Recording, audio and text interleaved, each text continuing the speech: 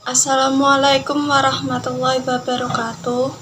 Perkenalkan, nama saya Lisa Nurul Humaidah, NIM 2020-12040 dari Prodi Akuntansi kelas A Universitas Muria Kudus, Fakultas Ekonomi dan Bisnis. Pada kesempatan hari ini, saya akan menjelaskan tentang manajer sebagai pembuat keputusan guna menyelesaikan tugas dari mata kuliah manajemen pengantar. Pembuatan keputusan merupakan bagian kunci dalam setiap kegiatan manajer, terutama dalam melaksanakan fungsi perencanaan. Pembuatan keputusan adalah serangkaian kegiatan yang dipilih sebagai penyelesaian dari suatu masalah tertentu. Decision making atau pengambilan keputusan merupakan salah satu proses manajemen yang paling penting bagi setiap organisasi. Kualitas dari keputusan yang diambil oleh manajer merupakan ukuran dari efektivitas mereka dalam menjalankan fungsi manajemen.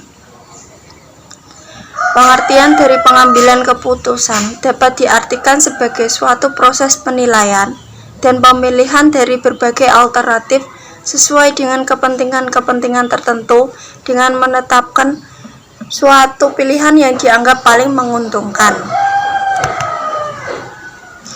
Selanjutnya, proses dan model pengambilan keputusan. Model pengambilan keputusan. Setiap keputusan adalah keluaran dari suatu proses yang dinamis yang dipengaruhi oleh banyak hal. Menurut Herbert Asinom mengajukan model sebagai dasar dalam proses pembuatan keputusan. Model tersebut dibagi menjadi 3 pokok, yaitu riset, perancangan, dan pemilihan. Riset yaitu mempelajari lingkungan atau kondisi yang memerlukan keputusan. Data mentah diperoleh, diolah, dan diuji oleh dijadikan arah tindakan yang dapat mengidentifikasi masalah. Perancangan yaitu mendaftar, mengembangkan, dan menganalisis arah tindakan yang mungkin. Kegiatan ini meliputi proses-proses untuk memahami masalah, menghasilkan pemecahan, dan menguji kelayakan pemecahan tersebut. Selanjutnya, pemilihan yaitu menetapkan arah tindakan tertentu dari totalitas yang ada. Pilihan ditentukan dan dilaksanakan. Sedangkan proses pembuatan keputusan terdiri dari 8 langkah, yaitu 1. Mengidentifikasi suatu masalah. 1. Mengidentifikasi suatu masalah. Terdapat problem dan karakteristik dari masalah tersebut. Problem dari masalah tersebut yaitu kesenjangan antara keadaan nyata dan keadaan yang dikehendaki. Sedangkan karakteristik masalah itu masalah akan menjadi masalah jika manajer tidak sadar akan masalah tersebut. Masalah harus menimbulkan tekanan bagi seorang manajer untuk bertindak. Manajer harus mempunyai otoritas, informasi, dan sumber daya yang dibutuhkan untuk memecahkan masalah tersebut. 2. Mengidentifikasi kriteria keputusan. Kriteria keputusan adalah faktor yang sangat penting dalam menyelesaikan masalah. Faktor-faktor tersebut yaitu kemungkinan biaya atau model yang dibutuhkan, resiko yang mungkin dihadapi atau kemungkinan gagal, dan hasil yang diinginkan dicapai atau pertumbuhan perusahaan.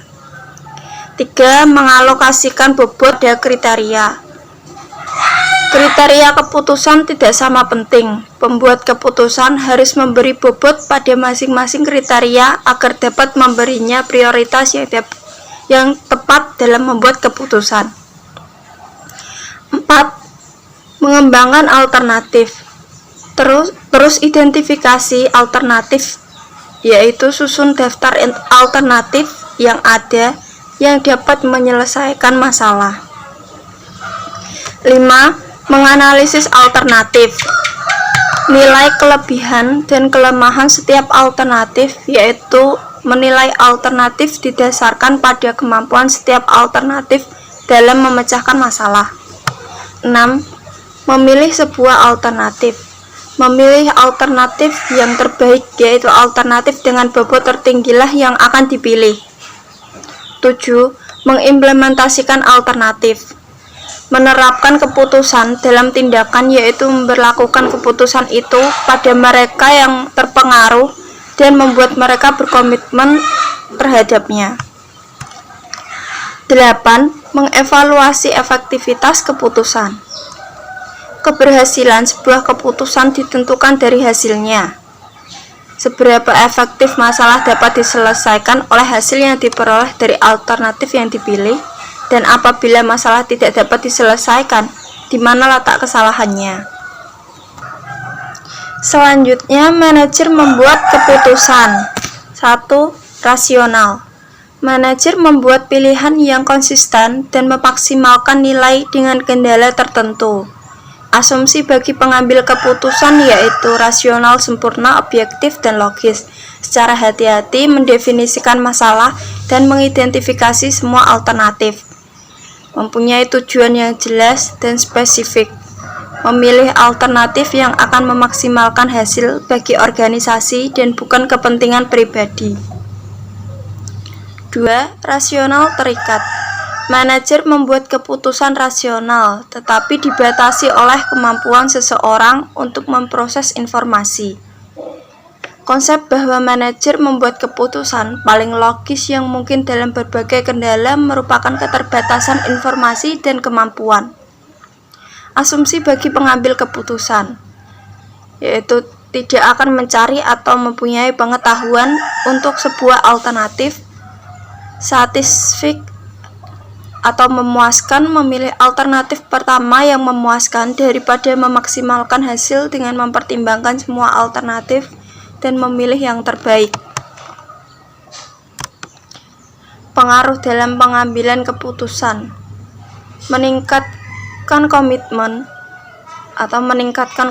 terhadap keputusan sebelumnya walaupun ada bukti yang menyatakan bahwa bukti mungkin salah. 3. Peran intuisi, yaitu pembuat keputusan yang didasarkan pada pengalaman, perasaan, dan akumulasi pertimbangan. Selanjutnya, jenis-jenis keputusan. Jenis-jenis keputusan ada 2. 1. Masalah yang terstruktur dan keputusan yang terprogram. 2. Masalah yang tidak terstruktur dan keputusan yang tidak terprogram. Masalah yang terstruktur memiliki sifat sasaran pengambilan keputusannya jelas, langsung, masalahnya mudah dikenal atau pernah terjadi sebelumnya. Informasi mengenai masalah tersebut mudah didefinisikan dan lengkap. Contoh dari masalah yang terstruktur yaitu masalah-masalah pribadi biasanya terjadi ketika pembuatan keputusan kenaikan gaji dan promosi, permintaan liburan, tugas-tugas kepentingan, dan sebagainya. Keputusan yang terprogram, keputusan berulang-ulang yang dapat diatasi dengan menggunakan pendekatan rutin. Dalam jenis ini, manajer bergantung pada 1 dari 3 jenis keputusan terprogram, yaitu prosedur, peraturan, dan kebijakan. Prosedur, serangkaian langkah berurutan yang digunakan manajer untuk merespon masalah yang terstruktur. Peraturan, pernyataan eksplisit yang memberitahu manajer tentang apa yang boleh dan tidak boleh dilakukan. Kebijakan, yang merupakan pedoman dalam pembuatan keputusan. 2. Mengenai masalah tidak terstruktur dan keputusan yang tidak terprogram. Masalah yang tidak terstruktur adalah masalah yang baru atau tidak biasa serta informasi mengenai masalah tersebut. Mengenai masalah tersebut tidak jelas atau tidak lengkap. Contohnya, perusahaan dihadapkan pada problem di mana unit bisnisnya terpaksa dijual karena hilangnya pelanggan. atau mengantisipasi hal ini, organisasi biasanya selalu melakukan pelatihan terhadap karyawan, terutama pada unit bisnis yang kronis. Keputusan yang tidak terprogram merupakan keputusan yang bersifat unik atau tidak berulang serta melibatkan solusi yang disesuaikan. Selanjutnya, kondisi dalam pembuatan keputusan. Kondisi dalam pembuatan keputusan terbagi menjadi 3, yaitu resiko, ketidakpastian, dan kepastian. Pertama, kepastian. Situasi yang mungkin manajer mampu membuat keputusan yang tepat karena seluruh hasil keputusan sudah diketahui oleh manajer. Kondisi pengambilan keputusan saat seorang manajer mempunyai informasi yang akurat, dapat diukur dan dapat diandalkan tentang hasil dari berbagai alternatif yang sedang dipertimbangkan. 2. Resiko. Kondisi-kondisi yang membuat pengambilan keputusan mampu memperkirakan kemungkinan hasil-hasil tertentu dari keputusan itu. Kondisi pembuatan keputusan yang di dalamnya manajer mengetahui probabilitas suatu alternatif tertentu akan mengarahkan pada sasaran atau hasil yang diinginkan. Secara jelasnya, resiko yaitu pembuat keputusan dapat memperkirakan kemungkinan hasil-hasil yang pasti.